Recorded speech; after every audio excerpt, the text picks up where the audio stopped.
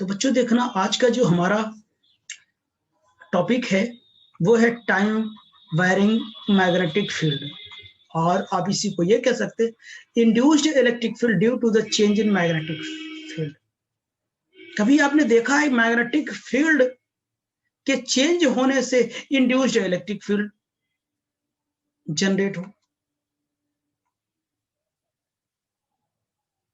बोलिए, magnetic field के change होने से इंड्यूस्ड इलेक्ट्रिक फील्ड क्या होता है, प्रोड्यूस होता हो, इंड्यूस्ड होता हो। ठीक, तो इसी बात को हम इस टॉपिक में समझेंगे। तो देखना, तो हमने अभी देखा क्या करते हैं, अगर फ्लक्स टाइम के साथ वेरी करता है, अगर फ्लक्स टाइम के साथ वेरी करता है तो आपने देखा इंड्यूस्ड इलेक्ट्रिक फील्ड क्या होता है, इंड्यूस होता है। जब इलेक्ट्रिक फील्ड सॉरी तो इंड्यूस्ड ईएमएफ क्या होता है, इंड्यूस्ड होता है, प्रोड्यूस होता है। उसी के साथ साथ इंड्यूस्ड करंट भी क्या करता है, क्रिएट होता है। मैंने क्या बताया, टाइम के साथ अगर क्या करता है कि मैग्नेटिक फ्लक्स चेंज होता है तो क्या आता है कि इंड्यूस्ड ईएमएफ आता है, और उसी के साथ साथ इसी की वजह से क्या होता है, इंड्यूस्ड करंट आता है। ओके, तो आप ये समझो कि जो फाई है, अब कुछ लिखना नहीं, आपको बस सुनना है। बस जो फाई है टाइम के साथ फाई वेरी करेगा तो फ्लक्स आपको पता है क्या होता है, बी ए कॉस थीटा होगा। क्या होगा, बी ए कॉस थीटा होगा। अब बी ए कॉस थीटा होगा तो टाइम के साथ ये वेरी कर रहा है, ठीक है ना। तो टाइम के साथ वेरी कर रहा है, फ्लक्स चेंज कर रहा है टाइम के साथ, तो इसमें से कुछ ना कुछ तो चेंज होना पड़ेगा। या तो एरिया वेरी करे, या तो मैग्नेटिक फील्ड वेरी करे, या तो इन दोनों के बीच का एंगल वेरी करे। अगर मैं मान लूं कि एरिया को मैंने क्या कर दिया, फिक्स कर दिया, एंगल को भी फिक्स कर दिया, तो ऑब्वियसली किसे चेंज होना पड़ेगा, मैग्नेटिक फील्ड को चेंज होना पड़ेगा। मान लो कोई एरिया फिक्स हो गई और मैग्नेटिक फील्ड और क्या, एरिया के बीच की एंगल भी फिक्स हो गई, तो ऑब्वियसली इसमें क्या, मैग्नेटिक फील्ड को चेंज होना पड़ेगा। यानी मैग्नेटिक फील्ड भी क्या करेगा, टाइम के साथ वेरी करेगा। यानी मैग्नेटिक फील्ड जब टाइम के साथ वेरी करेगा तो ये क्या करेगा, इलेक्ट्रिक फील्ड क्या करेगा, इंड्यूस करेगा। क्या करेगा, इलेक्ट्रिक फील्ड प्रोड्यूस करेगा। अभी जो बताया था इलेक्ट्रोमोटिव फोर्स था, ये इलेक्ट्रिक फील्ड था, डायरेक्ट इंड्यूस्ड इलेक्ट्रिक फील्ड कह सकते हो आप लोग। इलेक्ट्रिक फील्ड दो तरीके से होता है, एक इलेक्ट्रोस्टैटिक चार्ज की वजह से फील्ड क्या होता है, प्रोड्यूस होता है। इलेक्ट्रोस्टैटिक इलेक्ट्रोस्टैटिक चार्ज के कारण एक फील्ड आता है, उसे भी हम क्या बोलते हैं, इलेक्ट्रिक फील्ड कहते हैं। एक मैग्नेटिक फील्ड के चेंज होने से इलेक्ट्रिक फील्ड आता है, इसे इंड्यूस्ड इलेक्ट्रिक फील्ड कहते हैं। इन दोनों में कहानी एकदम से अलग अलग होती है, अभी उसका रिजल्ट मैं दिखाऊंगा, ठीक है ना। तो आइए इसके रिजल्ट्स क्या क्या हैं हम देखते हैं, दोनों को एक साथ कंपेयर करके हम चलेंगे। ओके बच्चों, तो यहाँ पे देखना, कुछ मैं राइट डाउन कर दिया हूं। इंड्यूस्ड इलेक्ट्रिक फील्ड, यहाँ इलेक्ट्रोस्टैटिक इलेक्ट्रिक फील्ड, ये किसके कारण इंड्यूस्ड हुआ है, due to the change in magnetic, due to the change in magnetic field, है क्या, ड्यू टू द इलेक्ट्रोस्टैटिक मतलब इलेक्ट्रोस्टैटिक चार्ज की वजह से हुआ है, ठीक है ना। ये आप पढ़ चुके हैं, ये वाला जो पोर्शन है ये आप पढ़ चुके हैं, ये नहीं पढ़ा, ये नया है, यही हमको पढ़ना है। तो आपने अभी मैक्सवेल इक्वेशन में ये इक्वेशन देखा था, थर्ड इक्वेशन,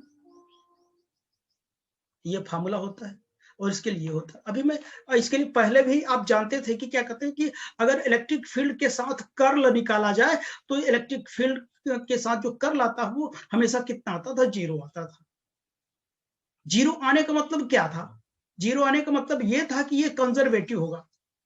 याद करो, अपने फर्स्ट ईयर में सर लोग पढ़ाए होंगे, क्या कहते हैं कि अगर क्या होगा कि जो फोर्स है या फील्ड है उसे पता करना है कि अगर वो कंजर्वेटिव है कि नहीं, उसके साथ कर्ल लेके अगर निकाल दो, अगर वो 0 आ जाता है, इसका मतलब वो क्या है, कंजर्वेटिव है। और यहाँ पे आपने मैक्सवेल इक्वेशन से ही देखा, एक 0 नहीं है, इसके इक्वल है, but del cross E does not equal to 0। तो यहाँ पे देखो ये 0 हो गया, तो इसका मतलब ये कंजर्वेटिव है। ये 0 नहीं तो इसका मतलब ये कंजर्वेटिव नहीं है, it's not non conservative in nature.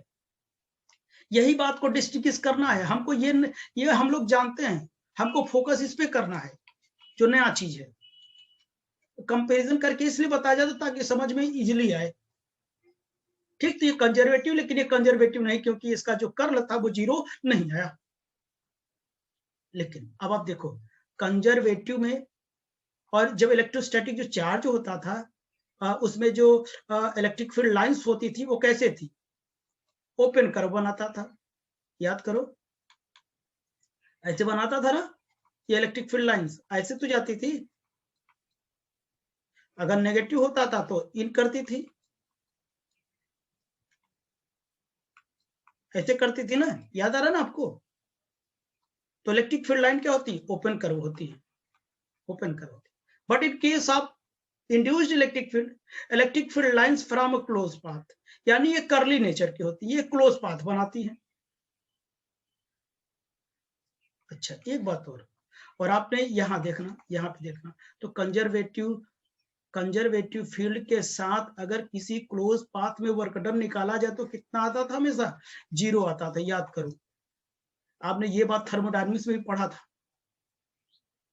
Conservative nature में क्लोज पाथ में वर्क डन निकालते थे, 0 आता था। बस बता सकता हूँ, सारी बातें मैं प्रूव करके नहीं दिखा सकता फिर से, ठीक है ना। तो ये मान के चलो कि आपको आता है work done in close path कितना होता है, 0 होता है, लेकिन यहाँ की work done in close path 0 नहीं होगा, यहाँ पे 0 नहीं होगा।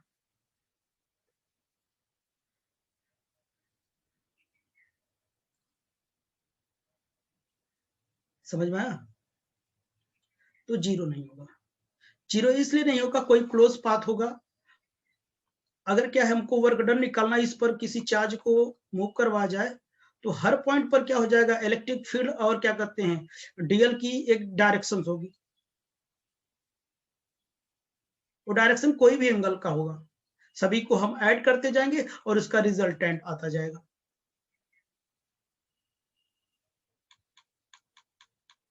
ठीक, तो अब देखना इधर एक बात और इसमें,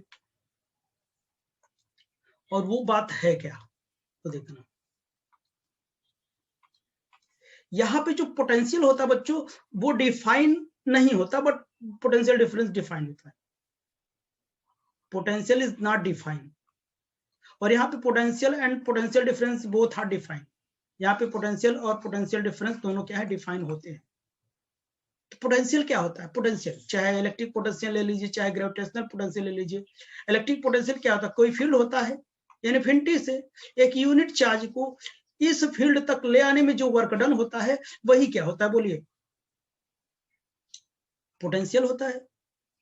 अगर चार्ज ले आएंगे तो इलेक्ट्रिक पोटेंशियल, मास ले आएंगे तो ग्रेविटेशनल पोटेंशियल, डिफाइन हुआ कि नहीं। लेकिन यहां पर देखना नॉन कंजर्वेटिव फील्ड में, यहाँ भाई ये क्या है, अगर इसका कर्ल 0 नहीं है तो इसका कर्ल 0 हो तो मतलब ये क्या है, कंजर्वेटिव। कंजर्वेटिव मतलब समझते हैं हर जगह क्या है, कंजर्व सेम है, सेम है हर जगह। ये नॉन कंजर्वेटिव मतलब हर जगह सेम नहीं है, फील्ड यहाँ पर जो मैग्नेटिक फील्ड है हर जगह क्या है, सेम नहीं है, इसमें नॉन कंजर्वेटिव में सेम नहीं है। तो इसका मतलब यह है कि नॉन कंजर्वेटिव फील्ड में अलग अलग पाथ के लिए जो पोटेंशियल आएगा वो अलग अलग आएगा। अगर इन्फिनिटी से कहीं से ये अलग अलग पाथ के लिए जो पोटेंशियल आएगा वो क्या आएगा, अलग अलग आएगा। भाई यहाँ कुछ और आएगा, यहाँ कुछ और आएगा, यहाँ कुछ और आएगा। लेकिन इसमें क्या, फील्ड में कहीं से भी ले आओ, सब पाथ के लिए पोटेंशियल सेम होगा। लेकिन यहाँ अलग अलग, क्योंकि हर जगह जो मैग्नेटिक फील्ड है वो क्या कर रहा है, चेंज हो रहा है ना, सेम तो है नहीं। इन्फिनिटी से यहां तक ले आने में क्या हो जाएगा, बहुत से पाथ होंगे और सभी पाथ पे क्या होगा, अलग अलग पोटेंशियल होगा। तो इन्फिनिटी से यहां तक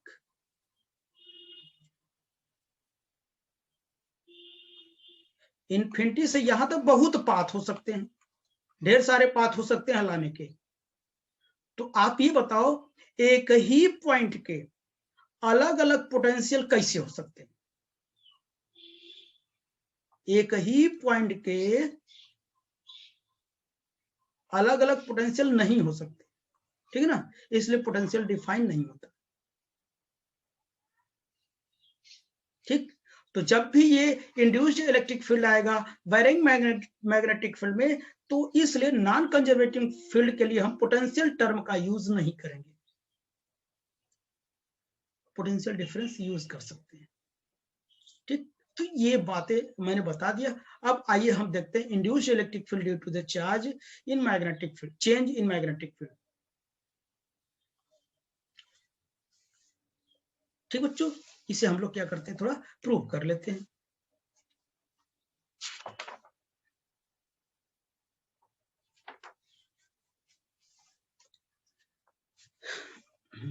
तो आइए देखते हैं हम लोग।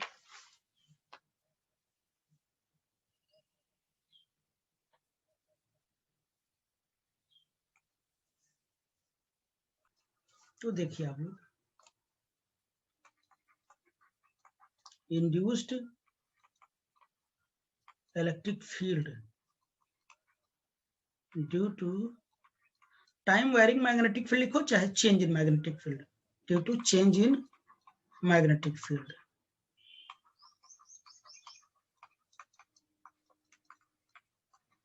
टाइम वायरिंग मैग्नेटिक फील्ड भी लिख सकते हैं आप, ठीक है ना। चलो अब देखते हैं हम लोग। तो आपको पता है, we know that induced EMF क्या होता है, minus d phi by d t होता है क्या। और मैंने ये बताया, इसी को हम क्या लिख सकते हैं, इंड्यूस्ड ईएमएफ को मैं ये भी लिख सकता हूँ, ई डॉट डी एल लिख सकता हूँ। मैंने आपसे पहले भी बताया था कि we will be equal to into d लिख सकता हूँ। तो इंड्यूस्ड के टर्म में मैंने ये टर्म यूज कर सकता हूँ। ठीक, तो ये लिख दिया। अब दोनों को मैं इक्वेट कर देता हूं, तो बताओ ई डॉट कितना डी एस हो जाएगा, will be equal to minus d phi by d t हो जाएगा। ये मैग्नेटिक फ्लक्स है, नो इलेक्ट्रिक फ्लक्स। तो आपको पता है ये phi will be equal to कितना होता है, बी डॉट डी एस होता है क्या। यहां इस टर्म को मैं यूज कर लूंगा। ठीक, ई डॉट डी एस मैंने लिख दिया और ये minus d by d t लिखा, और मैंने B dot integration of v dot d s मैंने यूज कर लिया। अच्छा, इसे मैं कहूं तो इंटीग्रल फॉर्म में भी हो गया, ये मैक्सवेल इक्वेशन भी है थर्ड का, मैंने बताया था। इसी को दूसरे इंटीग्रल फॉर्म में दूसरे टर्म में कन्वर्ट कर लेता हूं। यहां हम क्या करेंगे, यहां गॉस डाइवर्जेंस थ्योरम यूज करेंगे हम, स्टोक्स थ्योरम यूज करेंगे, क्योंकि सरफेस वो लाइन को सरफेस में बदलना है।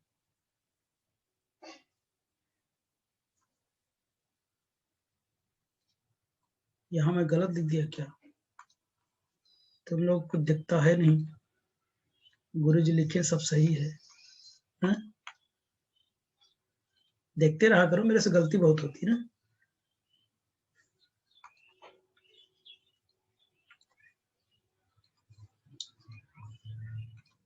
तो ये याद है। ठीक, तो लाइन इंटीग्रल को सरफेस इधर सरफेस है तो इधर भी सरफेस होना चाहिए, तो हम क्या लिखेंगे, गॉस डाइवर्जेंस थ्योरम लिखेंगे, सॉरी स्टोक्स थ्योरम लिखेंगे। अकॉर्डिंग टू स्टोक्स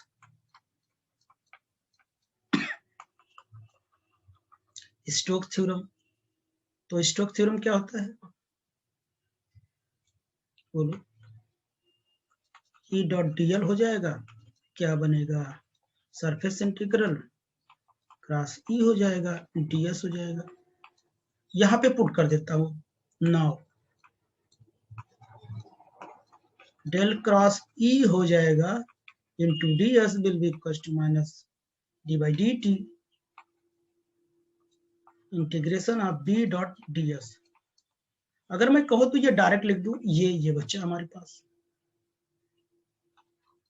तो डेल क्रॉस एक बार प्रूव भी करा चुका हूं, डेल बी बाई क्या डेल टी, ये हमारा डिफरेंशियल फॉर्म हो गया। ठीक है ना। तो ये देखिए ये क्या जीरो के बराबर है, कर्ल जीरो के बराबर नहीं है, जीरो के बराबर नहीं, इसका मतलब ये this is non conservative. So it is non conservative. सारे टर्म मैंने यूज करके बता दिया आपको भी, ठीक। तो ये मैंने निकाला। अब यहां से एक प्रॉब्लम कर लूं तो ज्यादा अच्छा लगेगा आपको, ठीक है ना। एक प्रॉब्लम करके देखते हैं यहां पे, ठीक है। Calculation of induced electric field due to change in magnetic field. अभी जो भी निकालते थे मैग्नेटिक फील्ड चेंज नहीं करता था, यानी due to the time varying magnetic field. इसकी जगह आप क्या लिख सकते हैं, time varying magnetic field. Okay बच्चों, टाइम वेयरिंग मैग्नेटिक फील्ड। यहां से देखना आप लोग,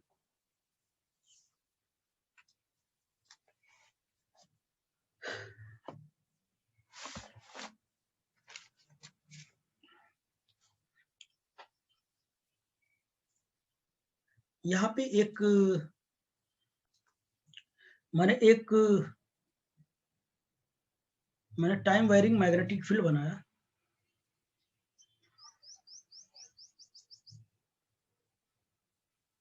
ठीक, यहां पे मैंने क्या किया, इलेक्ट्रिक फील्ड ऐसे बनाया कि जो perpendicular to the plane of paper inward. ये बात आप जानते हैं। ओके बच्चों, अच्छा अब देखना, अब मैं क्या करता हूं। अच्छा ये है कहां पता है,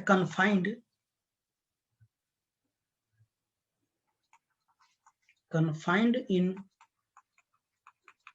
सिलेंड्रिकल रीजन में कन्फाइंड करता हूं, ठीक। तो यहां पे देखा ये क्या है, रेडियस कैपिटल आर का है, और यहां पे मैं एक ऑर्बिटरी लूप कंसीडर कर लेता हूं, ऑर्बिटरी लूप कंसीडर कर लेता हूं। ये स्मॉल आर रेडियस का है। इसी लूप के कारण हमको क्या इलेक्ट्रिक फील्ड निकालनी है। तो आप बताइए, तो आपको तो ये पता है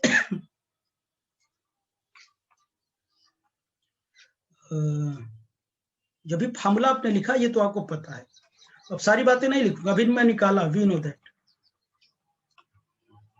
ये आपको पता है, ये भी मैंने लिखा, ई डॉट कितना d l will be equal to minus d phi by d t, पता है ना। अच्छा अब देख रहा हूं, अब मैं क्या करूं, ये जो होगा ई डॉट जो हमारा, अगर मैं थीटा कहूं कि 180 है, तो बताइए दोनों तरफ क्या हो जाएगा माइनस माइनस कैंसिल हो जाएगा, d phi by d t. तो बताइए फ्लक्स कितना पास करेगा, फाई क्या होता है, बी ए होता है क्या, इस लूप की एरिया, और जो मैग्नेटिक फील्ड अंदर की ओर है वो, ठीक है ना। तो यहां मैं रख दूंगा ई डॉट ईडीएल, ये कितना हो जाएगा, ये मैं बाहर लिख दिया, डीबी बाई डी टी मैंने लिख दिया, एनी प्रॉब्लम। और इसकी बताइए, इसकी लूप की एरिया बताओ, पाई आर स्क्वायर होगा क्या? 2 पाई आर, क्योंकि सिलेंड्रिकल का अपर पार्ट में देख रहा हूं, 2 पाई आर है, तो ये सरकमफेरेंस टाइप का है ना,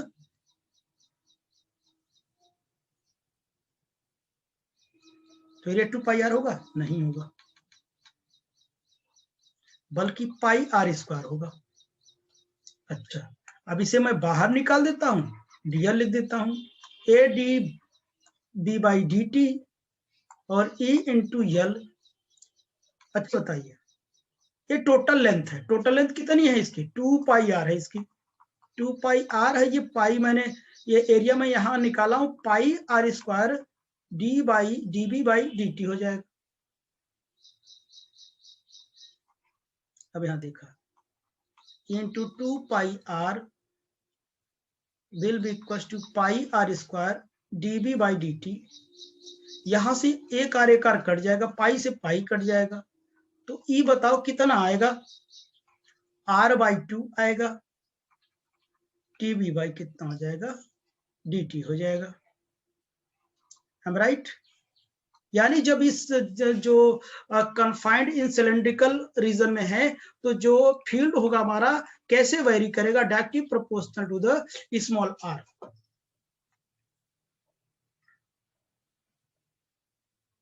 कैसे वेरी करेगा बोलो? Directly proportional to the small r. ठीक, ये इनर साइड में है, इन इनर साइड,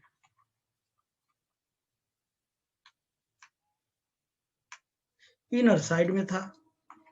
ऐसे ही आप आउटसाइड में भी निकाल सकते हो, ये आप हेडिंग मेंशन कर सकते हो, कोई दिक्कत नहीं। ये इनसाइड है, वो दिख ही रहा है फिगर से, तो ये आएगा। और ये जो बी बी है मैग्नेटिक फील्ड, यहां ऐसे टी लिख सकते हैं, क्यों? ये टाइम के साथ क्या कर रहा है? वेरी कर रहा है। ये जहां जहां भी है वहां ऐसे लिख सकते हैं आप, टाइम के साथ। बार बार टाइम नहीं लिखा, ये समझ लो कि उसमें टाइम है, टाइम के साथ ये वेरी कर रहा है। चलिए हम आउटसाइड निकालते हैं, इन आउटसाइड, आउटसाइड में देखते हैं हम, तो हमारा तो वही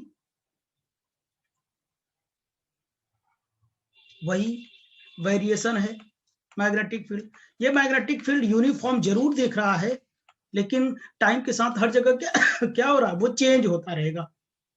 ये कैपिटल आर है। अब मैं बाहर देखता हूं तो एक लूप बना लेता हूं, आउटसाइड में अगर मैं देखूं तो एक लूप बना लेता हूं बाहर, ऑर्बिटरी वो हाइपोथेटिकल लूप मैंने बना लिया।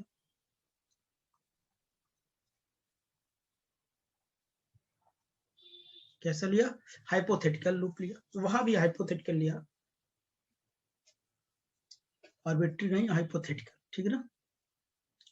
तो अब बताना, यहां पर यहां का जो रेडियस स्मॉल आर में ले लिया, तो फिर से वही बात, आपको ये पता है ई डॉट कितना d l minus d phi by d t.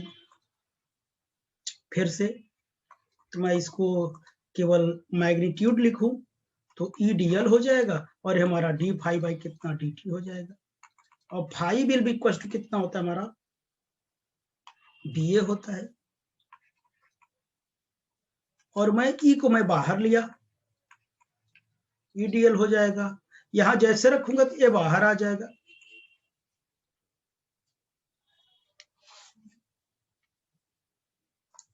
तो जहां चार्ज कन्फाइंड है जिस रीजन में, उस रीजन की एरिया कितनी हो जाएगी?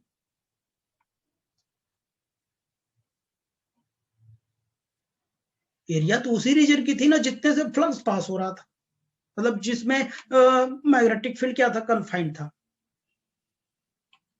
अब एरिया कितना हो जाएगा? Pi capital R square. वो इनर साइड वाला ज्यादा इंपॉर्टेंट था, ठीक। और जो ये टोटल लेंथ है कितनी होगी? 2 पाई आर होगा।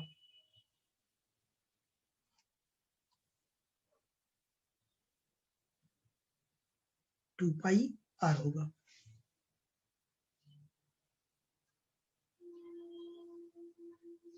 ठीक है ना? तो क्या हो जाएगा? E इंटू कितना हो जाएगा 2 pi r will be equals to, ये कितना हो जाएगा पाई r स्क्वायर बाई कुछ नहीं dv बाई कितना हो जाएगा dt हो जाएगा। तो आगे बच्चों तो देखना एक चीज और बच्चों, अभी मैंने एरिया इस रीजन का लिया, ठीक, इस रीजन के लिया, तो ये भी तो रीजन बचा है, तो इस रीजन में कितना पास करेगा